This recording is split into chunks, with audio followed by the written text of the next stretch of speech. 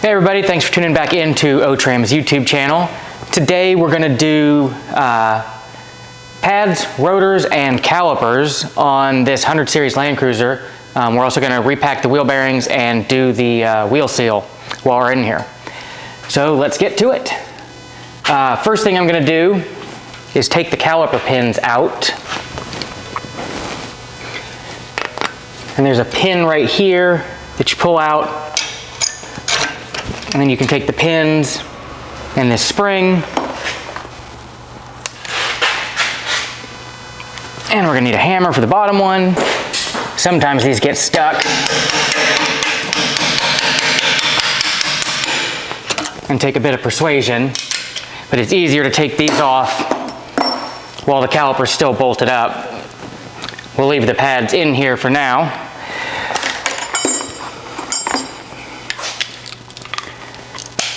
And then we'll take the two 17-headed bolts that are holding the caliper in off. And it's easiest if you loosen both of them first, because if you loosen one, like if you take this top one out and then you go to loosen the bottom one, the whole caliper is going to want to swing, and it just kind of makes it a pain.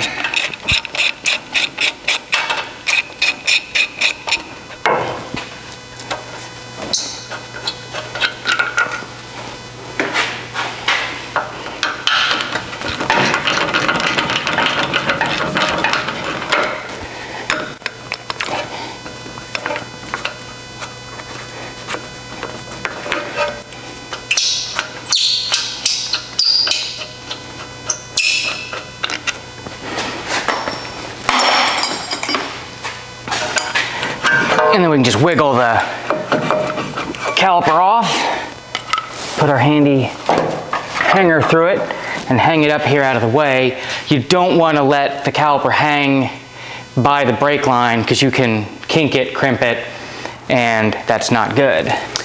So now that the caliper's off, we can move to taking the rotor off. First thing we'll do is take this dust cap out.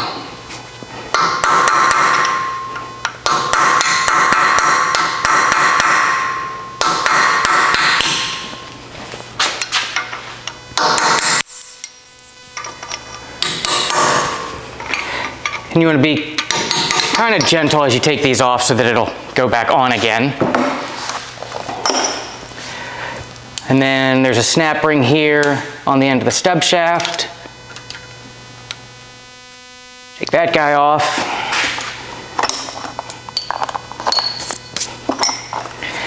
And then we'll take these 14mm nuts off. Grab to 15 instead of my 14.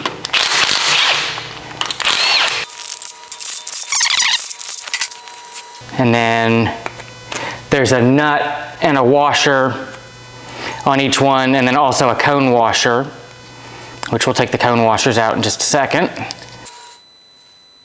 And there's several different ways to get the cone washers out. I have the best luck sticking my hammer on them tight and then hitting the end until it pops off. And you can see by the end of the hammer, that's primarily what this one gets used for.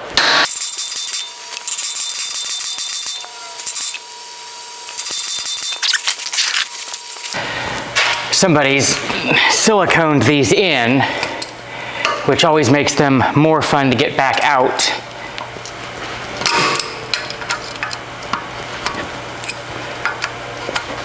There we go.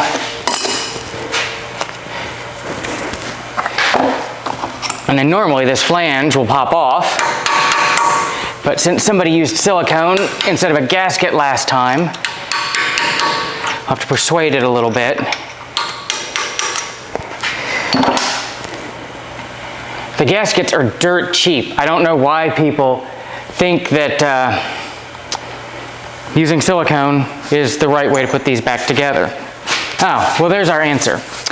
Whoever did this last also didn't own the correct hub socket and beat these loose with a chisel. The only time you use a chisel on here is to undo the flap of the lock washer that's behind that. So you take the lock washer tab off, and then your 54mm socket.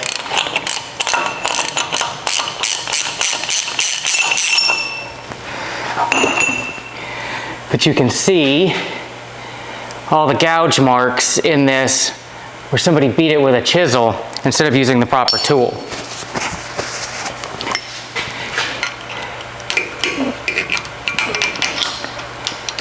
And then we can just pry our locking washer out.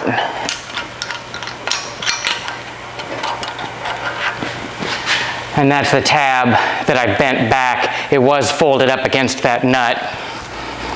And that is not reusable. You need a new one of those. And we'll take the inside nut off.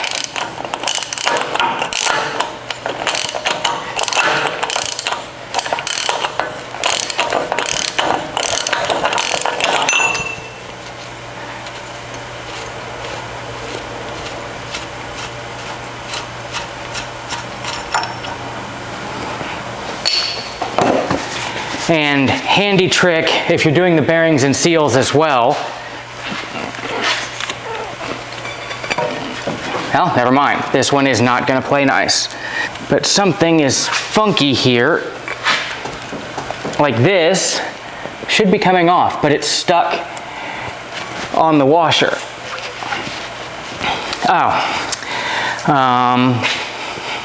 I'm not sure if you're going to be able to see it in the video or not. Let me see if I can spin this a little towards you. Nope. I'll show you when I take it off, but there's a washer that goes in here that keys into a keyway on the side here that keeps the spinning wheel bearing from being able to back those nuts off. It has moved and it's out of its slot. The key is actually, like the slot's here, and the key is up here. So that's going to be fun to get out of there. And then you can go ahead and take the outer wheel bearing out and set it aside to be cleaned. To get the inner wheel bearing out, we're going to have to turn the rotor upside down, take the wheel seal out, and we're also going to take the rotor off while it's back here. So let me reset the camera so that you can see what we're doing. So I'm just going to stick a pry bar under the lip of the seal, put my foot on it, pop the seal out, and I can take the inner wheel bearing out. I'll run all that through the parts washer.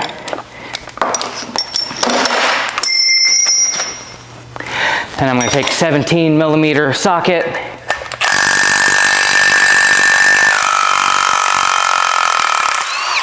and take the 6 bolts that hold the rotor on out.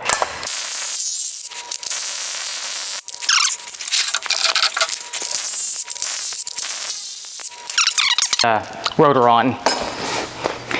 And I've had this sitting on a block of wood so that I don't mar up the threads on the other side. And now we can flip it over. This is a lot easier than a vise. And take the wheel hub out. And I'm going to clean this wheel hub real well before we repack everything and put it back together. So let me clean everything, and then I'll bring you back for reassembly. So I was sandblasting the hubs to make sure that the rotor sits true when I put it all back together so we don't get any brake vibrations. And when I went to clean up the other side, I noticed there was a whole bunch of hammer marks along this edge that had raised along the wheel surface. So I've gone through and I've filed these back flat.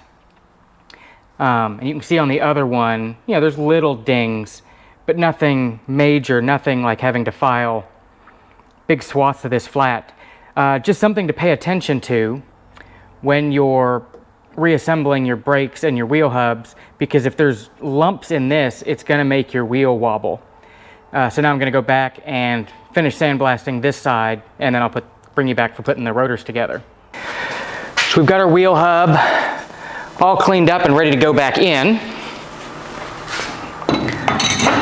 So we can just stick it through here and line up our bolt holes. And part of what makes cleaning up the backside of the hub nice is it makes it so this fits back in there and spins freely. And now we're going to take our, actually I'm going to grab my socket, take our 5 hub bolts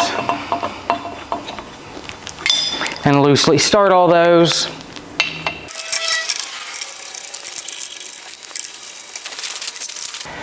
And then I'm going to spin them in with my electric ratchet just so it's faster.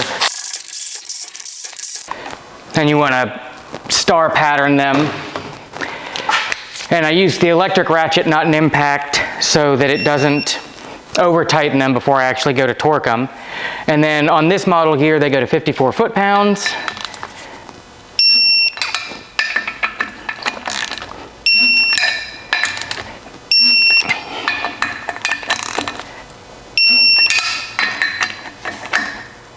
So I like to go around once in a star pattern to make sure I've torqued them evenly.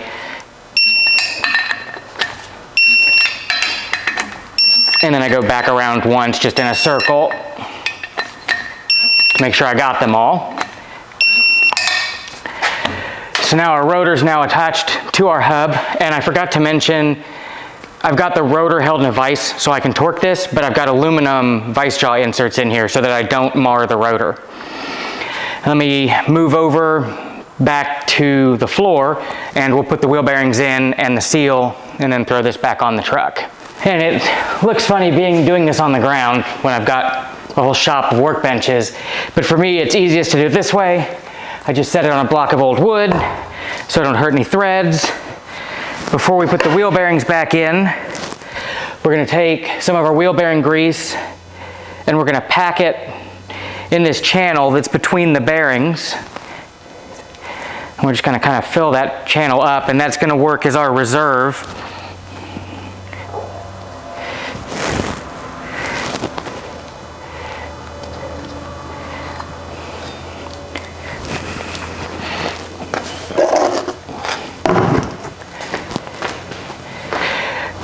And then I'm going to go ahead and take my my inner wheel bearing, stick it in the hole.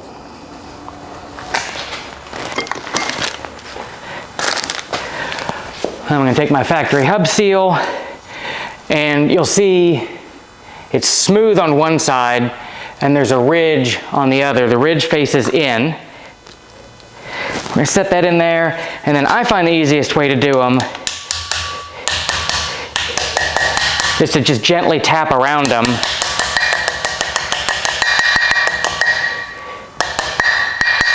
Until they're flush.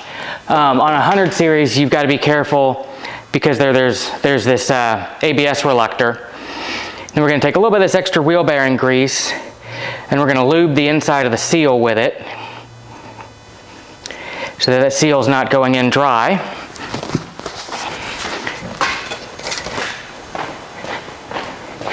And then while we've got easy access, I'm going to go ahead and clean the back side of the rotor with brake cleaner.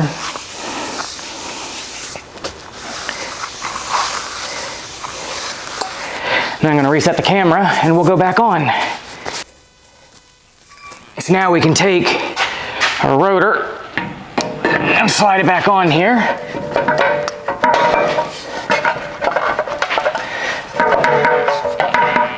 Come on.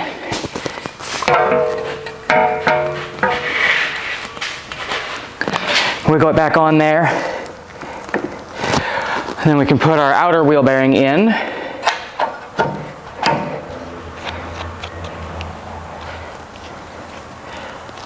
And just smush some of that back in there. And then I forgot to bring the washers over, so I'm gonna go grab those and I'll be back. This washer that the tab got boogered on the old one, we keep these in stock because they get worn against the wheel bearings. So you just feed that in there and make sure that the tab is in the slot. It's real hard to get that on there without the tab in the slot, so I'm really not sure what the last guy was doing. And then our wheel nuts, they were a little bit chewed up from somebody using a chisel on them, but not too hateful, so I just cleaned them up on the belt grinder real quick. They weren't bad enough to justify replacing. And you'll see there's a smooth side and a more rounded side from when they stamped it. I don't know that it really matters, but I like to put the smooth side in against that washer. That way when I put the adjuster washer in, there's less chance of one of these corners catching it and spinning it and ripping it out of its tab. I don't know if it really makes a difference, but that's the way I tend to do them.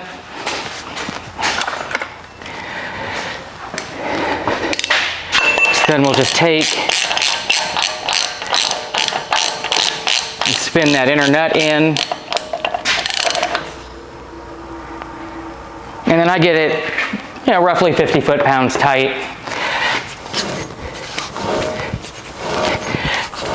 And then you'll spin the hub both directions to get the grease and everything seated.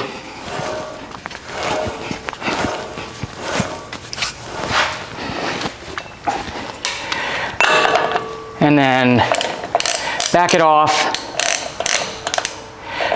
Tighten it back finger tight, and I go 1/8 to 1/4 of a turn, and you kind of got to get a little bit of feel for it. There's a method in the factory manual for torquing these and using a pull gauge.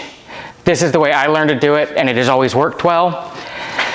So that sets your inner torque.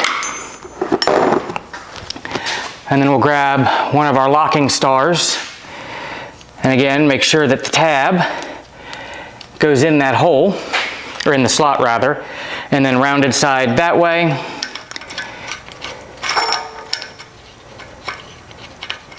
Come on.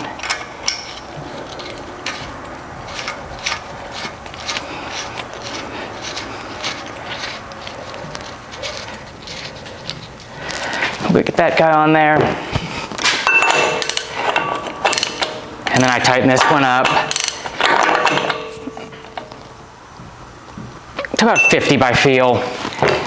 My socket's getting worn out while it hops.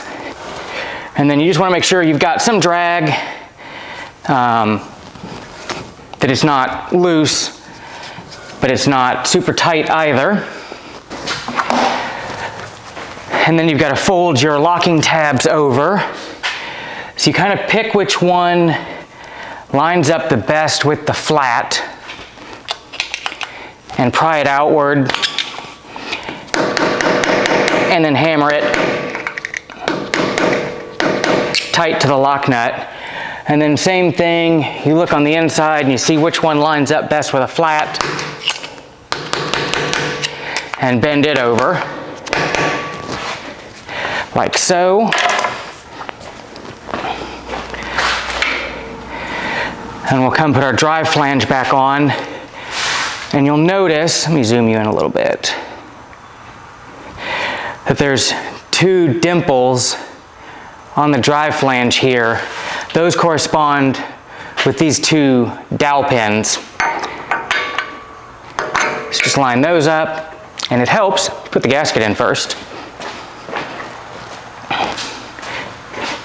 And the gasket also has a hole that corresponds to the dowel pin. And I didn't show it, but I already went through and cleaned up all the gasket surfaces real well. Got all the residual old gasket off, so that this one fits well.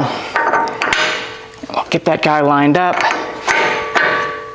And there we go.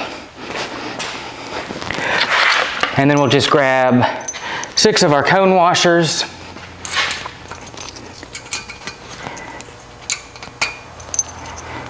And stick them on there.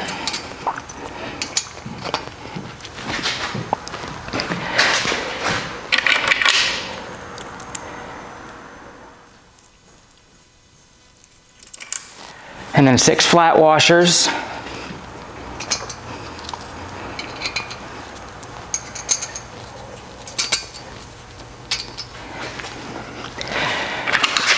And finally 6 nuts.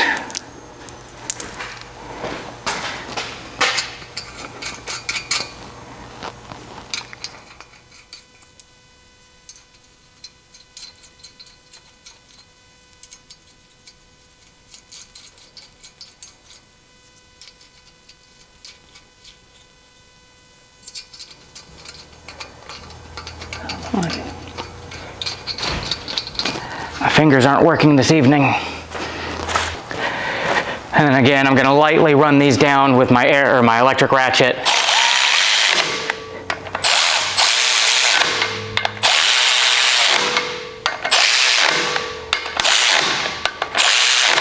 I'm going to come back and torque those after the caliper's on.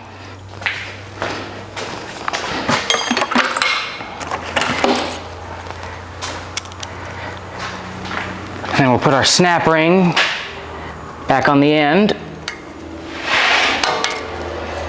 And sometimes you'll have to grab the axle shaft from behind and kind of shove it through to get enough sticking out for that to go in the groove.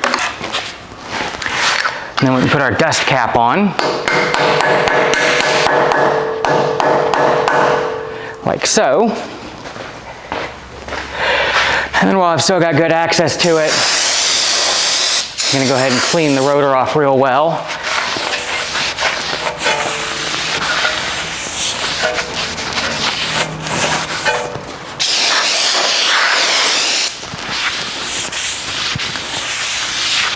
Make sure I don't have anything on there that's going to contaminate my new pads.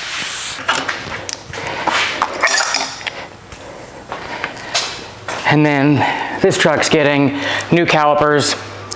I like the Napa Clips brand ones, not sponsored or anything. These just seem to hold up well. Make sure the bleeder screw goes at the top when you install it. Lightly set that on there.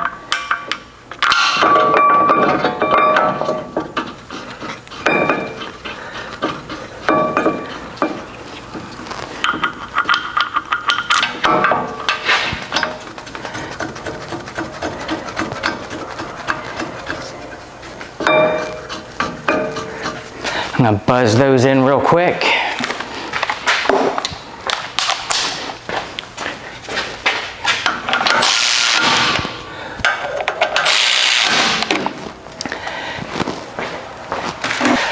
And I'm going to torque the caliper bolts, and those guys go to 90 foot-pounds.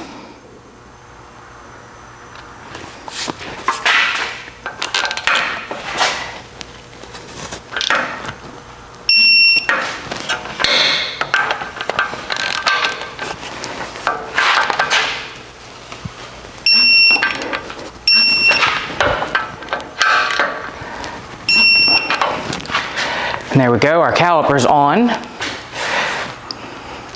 Now that my caliper's bolted on, I can go back and torque the hub flanges because it's easy. You can drop a pin into the rotor vents and it'll lock that while we torque these to 24 foot-pounds.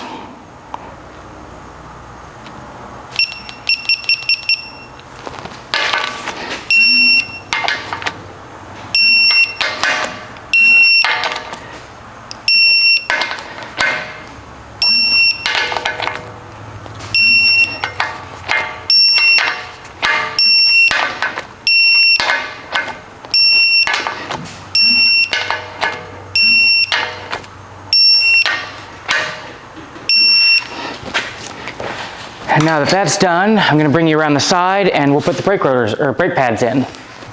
Okay, so now we can take our pads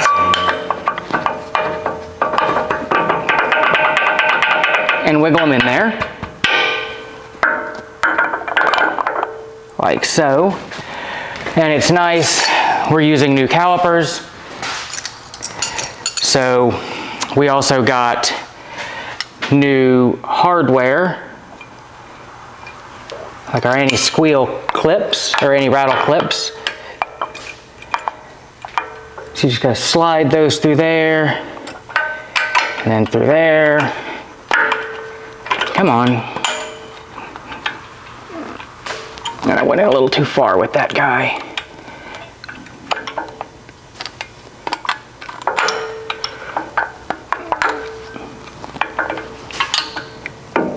Come on. There we go.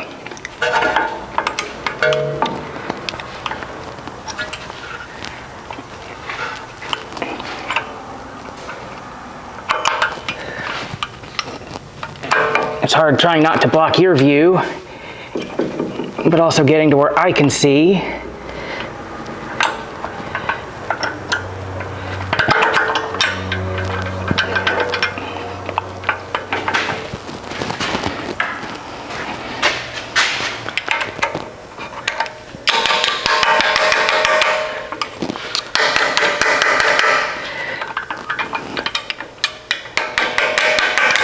we go, there's that one, and there's that one. And then we'll just bend those clips and they lock into the holes there.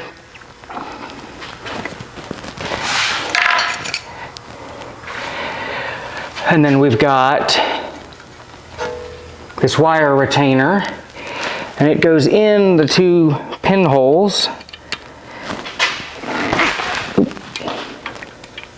like that. And then this guy tucks in the center hole to keep those from coming out. And then you'll notice I've still got the old caliper hanging up here because I didn't want it dripping fluid everywhere while I swapped this over. So now I can pop it loose and switch it.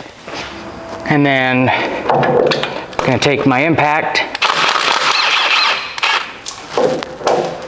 And that's what I didn't want dripping all over me while I was doing this. And now I can move the rotor out of the way, or the caliper out of the way. And then I'm going to make sure the old crush washers are off of the brake line. And you go that way. I'm going to take my new banjo bolt, I'll put 1 copper washer on it, feed it through the brake line, put my other one on,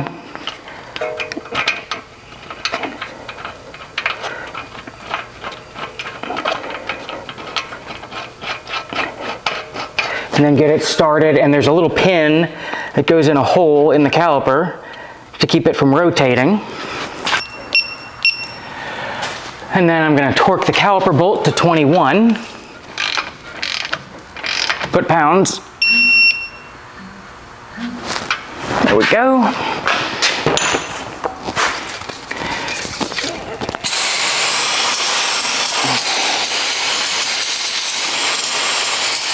Spray off the mess we made.